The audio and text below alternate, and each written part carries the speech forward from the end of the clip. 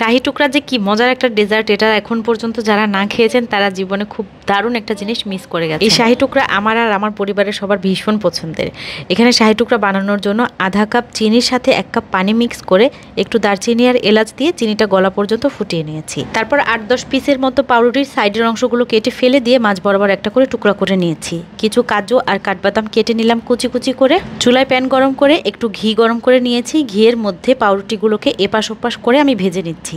চাইলে এগুলোকে ডুবো তেলের মধ্যে একটু ঘি দিয়েও ভেজে নেওয়া যায়। সব পাউরুটিগুলো ভাজা হয়ে গেলে তুলে নিয়ে আরও একটুখানি ঘি দিয়ে বাদাম কুচিগুলো ভেজে নিচ্ছি। কিছু বাদাম আমি পরে কাজে লাগাবো, ওই জন্য তুলে রাখলাম। আর বাকি বাদামের মধ্যেই দিয়ে দিলাম হচ্ছে একদম জাল করে ঘন করা দুধ, সাথে দিলাম বাসায় তৈরি ফ্রেশ ক্রিম, স্বাদ মতো একটু চিনি দিয়ে দিলাম। এখানে চিনির পরিবর্তে চাইলে কনডেন্স মিল্কও ব্যবহার করা যাবে। একটু দারচিনি এলাচ দিয়ে দিয়েছি দুধটাকে একটু ঘন করার জন্য। আর এর মধ্যে মালাইয়ের একটা ভাব আনার জন্য ঘিয়ে ভাজা 1 পিস পাউরুটি হাতে নিয়ে ক্র্যাশ করে দিয়ে দিলাম।